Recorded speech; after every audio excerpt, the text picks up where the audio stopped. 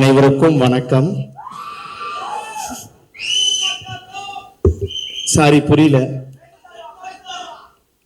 எல்லாருக்கும் வணக்கம். இங்க இருந்து பார்க்கும்போது தான் தெரியுது இவ்வளவு பேர் இருக்கீங்கன்னு. ரொம்ப ரொம்ப நன்றி. முதல்ல இந்த படத்துல என்ன நடிக்க கூப்பிட்ட அஸ்வத் சாருக்கு ரொம்ப ரொம்ப நன்றி. அப்புறம் இந்த படம் ப்ரீ ரிலீஸ் ஈவெண்ட் கூப்பிட்ட அஸ்வத் சாருக்கு ரொம்ப ரொம்ப நன்றி. அப்புறம் இந்த படத்துக்கு அப்புறம் என்ன வச்சு இன்னொரு படம் எடுக்க போற அஸ்வத் சாருக்கு ரொம்ப ரொம்ப நன்றி. பிரதீப் ப்ரோ இல்ல ப்ரோ, அடுத்தவங்களை பத்தி சொல்லலான்னு வந்தேன். பிரதீப் ப்ரோ வந்து எப்படி சொல்றது, ஸ்டார்டிங்ல வந்து பேசும்போது ஹாய் ப்ரோ அப்படின்னு சொல்லி இன்ட்ரடியூஸ் ஆனாங்க. அதுக்கப்புறம் வந்து பேர் சொல்லி கூட ஆரம்பிச்சாங்க. அர்ஷத் இது பண்ணிக்கோங்க அது பண்ணிக்கோங்கன்னு. அப்புறம் வந்து டேய் நான் சொன்னா கேட்க மாட்டியாடா அப்படின்னு அந்த அளவுக்கு பயங்கர ஒரு க்ளோஸ் ஃப்ரெண்ட் மாதிரி பழக ஆரம்பிச்சிட்டாங்க. அது பிரதீப் ப்ரோவா இருந்தாலும் சரி, அஸ்வத் சாரா இருந்தாலும் சரி, ரெண்டு பேருமே வந்து இப்போ உண்மையாலே, அதாவது இப்பதான் சார்னு சொல்றேன், எங்க வாட்ஸ்அப் சாட்லாம் பாத்தீங்கன்னா வேற வேற இருக்கும். அந்த அளவுக்கு ஒரு நல்ல ஒரு ஃப்ரெண்ட் ஆயிட்டாங்க. ஸோ ரொம்ப ரொம்ப ஹாப்பி. டிராகன் பெரிய படம். இந்த பெரிய படத்துல கண்டிப்பா நானும் ஒரு ரோலா இருக்கேன் அப்படின்றதுக்கு ஏஜிஎஸ் என்டர்டைன்மெண்ட்க்கு ரொம்ப ரொம்ப நன்றி. Thank you ma'am.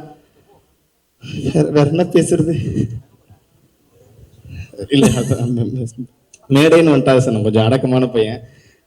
ஒரு சில கேள்விகள் உங்ககிட்ட கேட்கணும். நீங்க அடக்கமான பையனாவே இருக்கு. நாங்க வந்து கேள்வி கேட்டு தெரிஞ்சுக்கிறோம். ஆனா இந்த அடக்கம்லாம் நாங்க கேள்விப்படலையே. நிறைய டிமாண்ட்ஸ் எல்லாம் வச்சீங்க. இந்த மாதிரி கேரவன் வந்து எனக்கு தனியா தான் வேணும், சித்து அவர்களும் நீங்களும் வந்து சேர்ந்தெல்லாம் வரமாட்டோம், அவர் முன்னாடி வரட்டும் அப்புறம் நான் பின்னாடி வரேன், இப்படிலாம் வந்து சொன்னீங்களா? ஆக்சுவலா இதெல்லாம் சொன்னது அண்ணன் தான், நான் இல்ல. இங்க மாறிட்டீங்களா? ஓகே. இல்ல அந்த மாதிரி தெரிஞ்சவங்க போயிட்டாரு. இல்ல அந்த மாதிரி எதுவுமே சார் அப்படி ஏதாவது சொன்னோமா சார்? இல்ல கண்டிப்பா அந்த மாதிரி எதுவுமே சொல்லல. ஏன்னா நமக்கு வந்து இந்த மாதிரி ஒரு வாய்ப்பு கிடைக்கிறதே பெரிய விஷயம். அதுல நம்ம சொல்லி கேட்டுக்க வேணாம். ஏன்னா நமக்கு ஃபர்ஸ்ட் சனியே நம்ம வாய் தான், அதனாலதான். ஓகே சார், ரெண்டு பேர்ல யார் டல்லிங் நிறைய டேக் வாங்குவா? ஏன்னா நீங்க அந்த அடிக்கடி இன்டர்வியூஸ்ல சொல்லுவாங்க ஏன்னா இப்படி டேக் வாங்குறீங்க எல்லாம் சொல்லுவேன். ரெண்டு பேர்ல யார் நிறைய டேக் வாங்குனீங்க?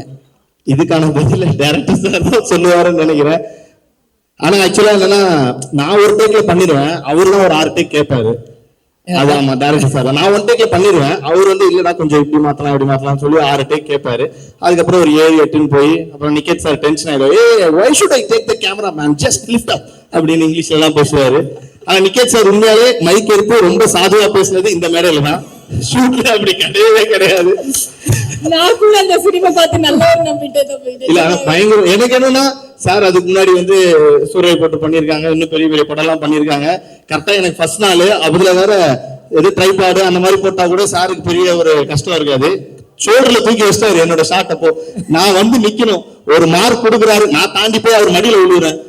ஏய் ஹியர் மேன் ஹியர் அப்படின்றாரு. சார் 1 மினிட் சார், ஸ்வெட் ஆகுது. அப்புறம் அவர் பார்த்துட்டாரு, ஒரு நிமிஷம் லைட்டா ஆஃப் பண்ணுங்க தம்பி கொஞ்சம் பயப்படலாம்னு சொல்லி வந்து அவரே எனக்கு ஸ்வெட் எல்லாம் தொடச்சு விட்டு ஒன்னும் பிரச்சனை இல்லை, chill, we have time, we have everything அப்படின்னாரு. ஓகே சார், ஒண்ணுமே புரியல, நான் போயிடுறேன் சார் அப்படின்னு சொன்னதுக்கு அப்புறம் தான் சார் ஓகே அப்படின்னு சொல்லி அதுக்கப்புறம் ஜாலியா ஃப்ரெண்ட் ஆகி லாஸ்ட் நாள்லாம் எனக்கு பேக்கப்னு சொல்லும் போது யாரெல்லாம் எனக்கு கைத்தட்டினாங்கன்னு தெரியல, சார் எனக்காக பாட்டு பாடி hip hip hooray hip hip hooray அதெல்லாம் சொன்னாரு. ஸோ சாரோட ஒர்க் பண்ணது ரொம்ப ரொம்ப ஹாப்பி. Thank you sir. அது நீங்க பேசுறதுலயே வந்து நல்லா தெரியுது. டக்குன்னு வந்து இமிட்டேட் பண்ணி யார் எப்படி பேசுவாங்கன்னு கரெக்டா சொல்லிடுறீங்க, சரியா? ஆனா அஸ்வத் சார் வந்து எப்படி வேலை வாங்கினாரு, ஒரு டைரக்டரா அவர் எப்படி உங்ககிட்ட வேலை வாங்கினாரு, பிரதீப் சாரும் அவரும் எப்படி பேசிப்பாங்க, சித்து அவர்களுக்கு வந்து எப்படி வேலை வாங்குவாரு, இதெல்லாம் எங்களுக்கு பண்ணி காட்டுங்க. பண்ணி காட்டணுமா? பேசி காட்டுங்க. இல்ல இப்பதான் டிஓபி மாதிரியே பேசி காட்டீங்களே, கூட இருந்து அப்சர்வ் பண்ணிருப்பீங்கல்ல.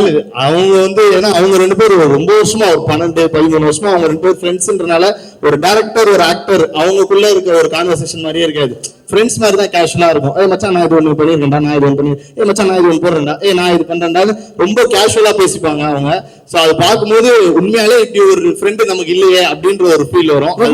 இங்கேயே இருக்காரு பக்கத்துல, இப்படி ஒரு ஃப்ரெண்ட் நமக்கு இல்லையேன்ற ஃபீல் வரும். அவர் ஃப்ரெண்ட் இல்லைங்க, எங்க அண்ணன்.